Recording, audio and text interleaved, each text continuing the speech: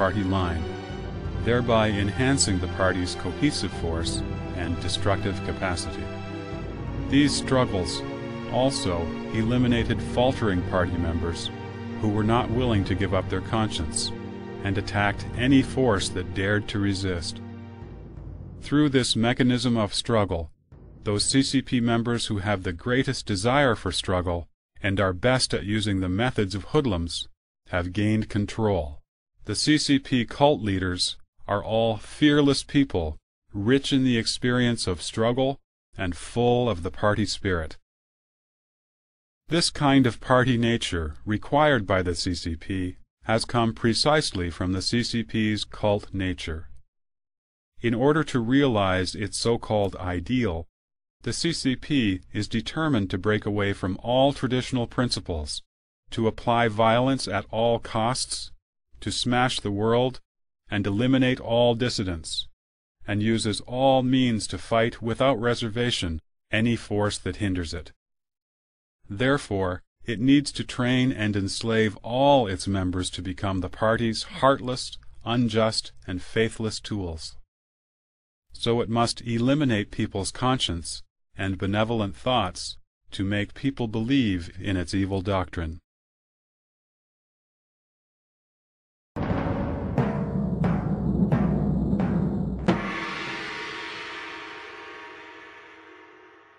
Today's CCP has become the largest government of embezzlement and corruption in the world. According to official statistics in China, among the 20 million officials, officers, or cadres in the party or government over the past 20 years, 8 million have been found guilty of corruption and disciplined or punished based on the party or government regulations. If unidentified corrupt officials are also taken into account, the corrupt party and government officials are estimated to be at over 2/3 of the total.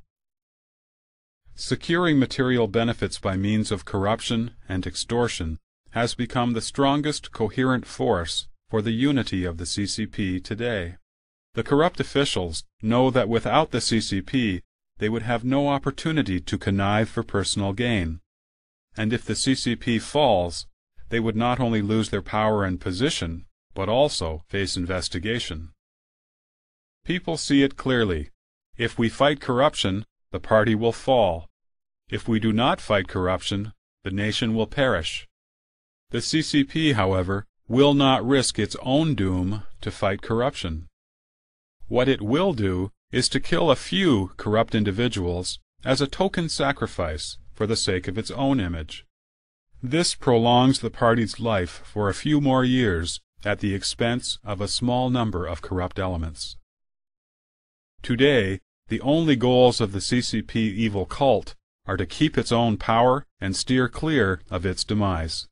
The CCP is afraid of the Chinese people having freedom of belief and the capacity for independent thought, because such people would recognize the nature of the CCP as an evil cult. Therefore, it acts swiftly to imprison people who have faith, like Falun Gong practitioners and the underground Christians, the independent liberals and civil rights activists. It does, however, give the rest of the people a deviated kind of freedom. As long as you do not care about politics, as long as you do not oppose the CCP leadership, you may let your desires go in any way you want, even if it means you do wicked, unethical things. As a result, the CCP is deteriorating dramatically, and social morality in China is experiencing an alarmingly sharp decline. In today's China, ethics and morality have degenerated beyond recognition. Shoddy products, prostitutes, drugs, conspiracies between officials and gangs, organized crime syndicates, gambling, bribery, corruption of every kind is prevalent. The CCP has largely ignored such moral decay, while many high-ranking officials are the bosses in the back room who extort protection fees from people who are afraid. A saying that best describes how the evil cult of the CCP has devastated Chinese society today is the following: "Blocking the road to heaven and opening the gate to hell.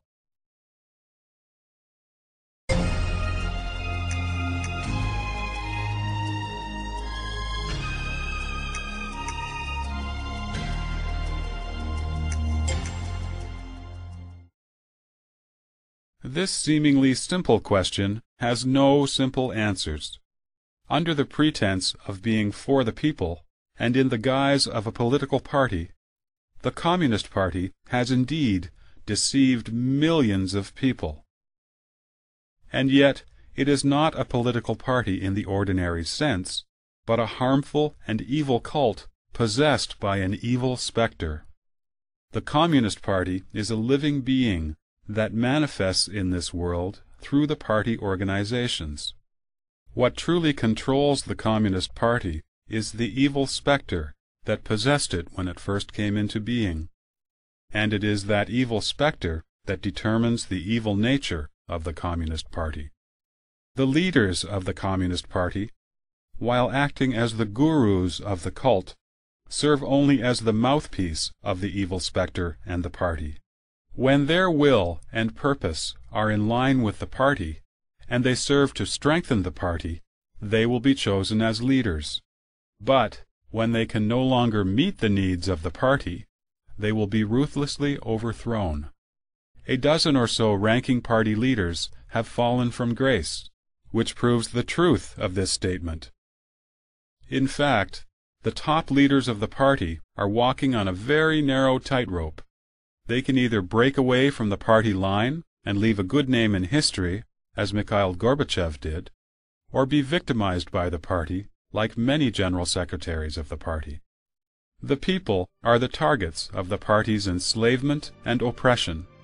Under the party's rule, the people have no rights to reject the party. Instead, they are forced to accept the party leadership and fulfill the obligation to sustain the party. They are also subjected to regular cult-style brainwashing under the threat of coercion from the party. The party members are a physical mass that has been used to fill up the body of the party. Many of them are honest and kind, and may even be quite accomplished in their public life. These are the people the CCP likes to recruit, since their reputation and competence may be used to serve the party. Many others, out of their desire to become an official in order to gain private profits, work hard to join the party. There are also those who chose to join the party because they wanted to accomplish something in their lives and realized that under communist rule they could not do well for themselves in society unless they joined the party. Regardless of the motive for joining, however, once you swear your allegiance